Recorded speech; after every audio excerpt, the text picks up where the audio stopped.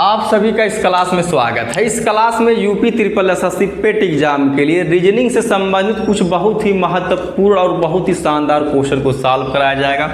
बस आपसे यही एक रिक्वेस्ट है कि आप क्लास में लास्ट तक बने रहेगा, क्योंकि जितने भी क्वेश्चन लिए गए हैं ये आपके एकदम एग्जाम के लिए बहुत महत्वपूर्ण साबित होंगे। तो सीधे हम आ जाते हैं अब ज़्यादा नहीं आपका समय लेते हुए क्वेश्चन नंबर अपने फर्स्ट पे, क्योंकि अब आपके एग्जाम में समय एकदम न के बराबर बचा हुआ। कहने का मतलब यही है कि 6 और 7 सितंबर को आपका एग्जाम है और आपको भी पता है। तो सीधे हम आते हैं अपने क्वेश्चन पे।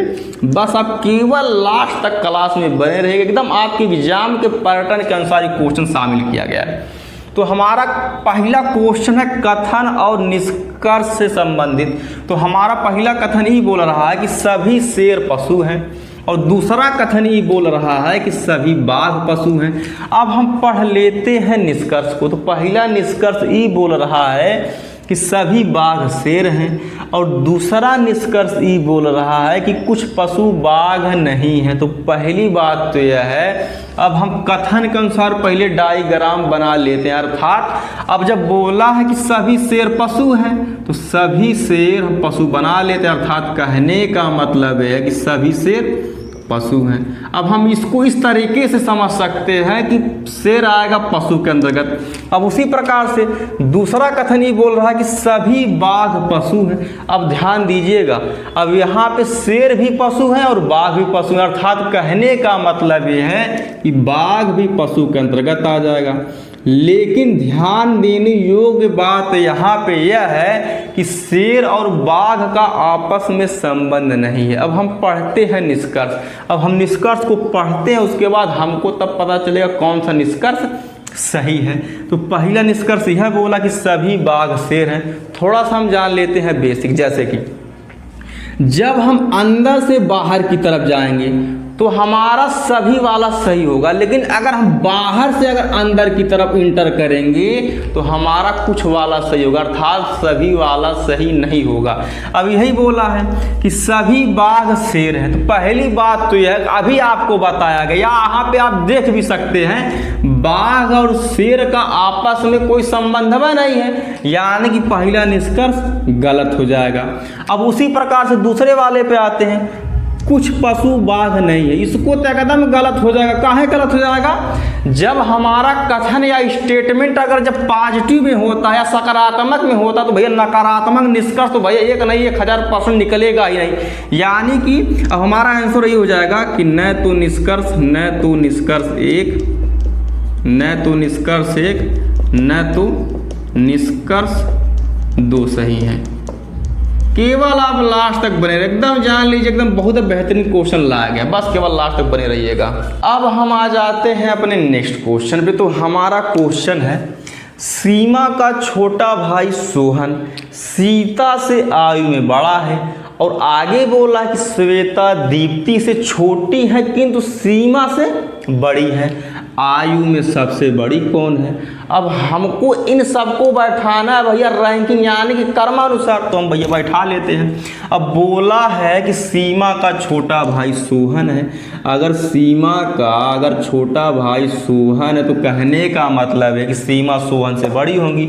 अब जब सीमा अगर सोहन से बड़ी होंगी तो सोहन जस्ट इनके नीचे आ जाएगा। ठीक है, एकदम ध्यान से पढ़ते चलिए, समझते चलिए। लेकिन आगे बोला कि सीता से आयु में बड़ा है। अब ध्यान से समझिएगा, सोहन सीमा से छोटा तो है लेकिन आयु में सीता से बड़ा है। अगर सोहन अगर सीता से बड़ा है तो कहने का मतलब है कि सीता जी जस्ट सोहन के नीचे आ जाएंगी। अब आगे पढ़ते हैं, श्वेता दीप्ति से छोटी है किंतु सीमा से बड़ी है। अब इस लाइन को एकदम गौर से पढ़िएगा। बोला है कि श्वेता दीप्ति से छोटी है किंतु सीमा से बड़ी है, अर्थात श्वेता जी जो हैं वह सीमा से बड़ी है, तो जस्ट इसके ऊपर आ जाएंगी। लेकिन आगे बोला है, यानी कि यहाँ पे जो बोला था कि दीप्ति से छोटी है, अर्थात श्वेता जी जो है दीप्ति से छोटी है, यानी कि जस्ट इसके ऊपर आ जाएंगे दीप्ति जी। लेकिन अब आगे यानी कि क्वेश्चन के लास्ट में ही बोला कि आयु में सबसे बड़ी कौन है। अरे भैया आयु में सबसे बड़ी हम खुदा देख सकते हैं कर्मानुसार, यानी कि दीप्ति सबसे बड़ी है, उसके बाद श्वेता, उसके बाद सीमा, उसके बाद शोभन, उसके बाद सीता, यानी कि सबसे छोटी सीता जी है आयु में, लेकिन बड़ी पूछा है तो भैया दीप्ति जी आयु में सबसे बड़ी है, जो कि ऑप्शन नंबर हमारे ए में दिया गया है। अब हम आ जाते हैं अपने नेक्स्ट क्वेश्चन पे। बस आप यही जान लीजिए, कहता हूँ हमको बात 1% नहीं मात्र क्वेश्चन पे ध्यान देना, तो केवल आप लास्ट तक बने रहें। तो हमारा क्वेश्चन है भैया कथन और अनुमान से संबंधित। तो हमारा कथन ये बोल रहा है कि विश्वविद्यालय की परीक्षा में अधिकांश प्रत्याशी हिंदी माध्यम से लिखते हैं। अब आप इस शब्द पे गौर करिएगा, बोला है कि अधिकांश प्रत्याशी। अब इसी कथन के अनुसार इन चारों अनुमान में से कौन सा सही होगा हमको यही बताना है। तो हम पढ़ते हैं भैया पहला अनुमान, इस परीक्षा में बैठने वाले सभी प्रत्याशी हिंदी में उत्तर लिखते। तो ये वाला एकदम नहीं होगा, का है इसमें बोला कि अधिकांश प्रत्याशी हिंदी से लिखते हैं। अब यहाँ पे दिया भैया सभी प्रत्याशी हिंदी में उत्तर लिखते हैं। अब अधिकांश का मतलब हम इस प्रकार से समझ सकते हैं, सपोज दैट उस परीक्षा में अगर 100 परीक्षार्थी या 100 प्रत्याशी बैठे हैं, अब यह हो सकता है कि 100 में से 80 लोग या 90 लोग हिंदी में लिखते हो।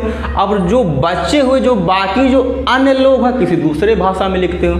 अब यहाँ पे दे दिया कि सभी प्रत्याशी हिंदी में उत्तर लिखते हैं, अर्थात इस कथन के अनुसार यह सही नहीं होगा।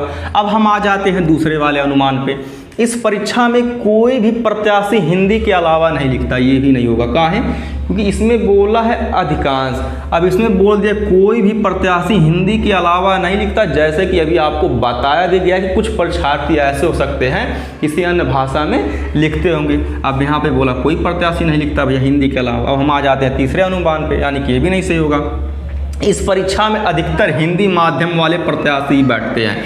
अब ये हो सकता है सही हो इस कथन के अनुसार, लेकिन अब इन चारों अनुमान यानी कि इन दोनों में से, ये तो दोनों हम भैया गलत कर चुके हैं, इन दोनों में से कौन मजबूत है इस कथन के अनुसार हम देख लेते हैं। इस परीक्षा में कुछ प्रत्याशी हिंदी में लिखते, ये भी नहीं सही होगा। कहाँ है इसमें केवल बोला है कुछ प्रत्याशी, इसमें बोला भी अधिकांश प्रत्याशी, यानी कि इस कथन के अनुसार ये वाला तीसरा हमारा सही हो जाएगा। यानी कि इन चारों कथनों में से तीसरा जो अनुमान या तीसरा निष्कर्ष हमारा सही है।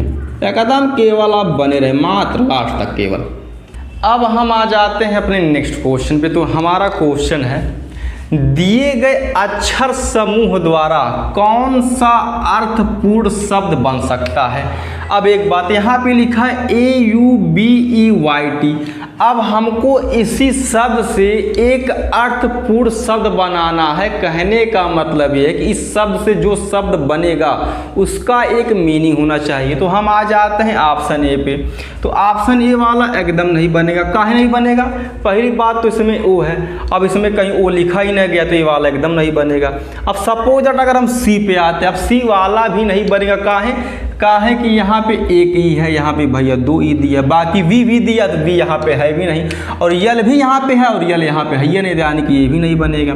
अगर हम आ जाते हैं उसी प्रकार से भैया डी वाले ऑप्शन पे, तो इसका मीनिंग कुछ होता ही नहीं है, तो ये भी नहीं बनेगा, अर्थात बनेगा बी वाला ऑप्शन। अब देख भी सकते हैं बी यहाँ पे है, बी यहाँ पे है, ई यहाँ पे है, ई यहाँ पे है, ए यहाँ पे है, ए यहाँ पे है, यू भी है, टी भी है, वाई भी है, बाकी ये लिखा गया है ब्यूटी। ब्यूटी मीन्स होता है सुंदरता, यानी कि एक अर्थपूर्ण मीनिंग यही होगा बी वाला, यानी कि ब्यूटी। अब हम आ जाते हैं अपने नेक्स्ट क्वेश्चन पे। तो हमारा क्वेश्चन है यदि 1 अक्टूबर को रविवार है तो 16 अक्टूबर को कौन सा दिन होगा। अब इसमें यह बोला है कि 1 अक्टूबर को रविवार है, तो हम लिख लेते हैं। अब जब 1 अक्टूबर को अगर रविवार है तो पूछा है कि 16 अक्टूबर को भैया कौन सा दिन होगा। अब एक बात, अब हमको 1 अक्टूबर से आना है 16 अक्टूबर तक, अर्थात 16 में से 1 जब घटा देंगे आ जाएगा 15, यानी कि 1 अक्टूबर और 16 अक्टूबर के बीच में अभी भी 15 दिन बचा हुआ है। अब इसी हम 15 को 7 से कर देते हैं डिवाइड। अब 7 से कहाँ डिवाइड करेंगे, क्योंकि एक सप्ताह होता है 7 दिन का, यानी कि 7 दूना 14, 5 में 4 × 1। अब भागफल से हमारा लेना देना 1% है। कहने का मतलब कि शेष फल या रिमाइंडर हमारा 1 आया है।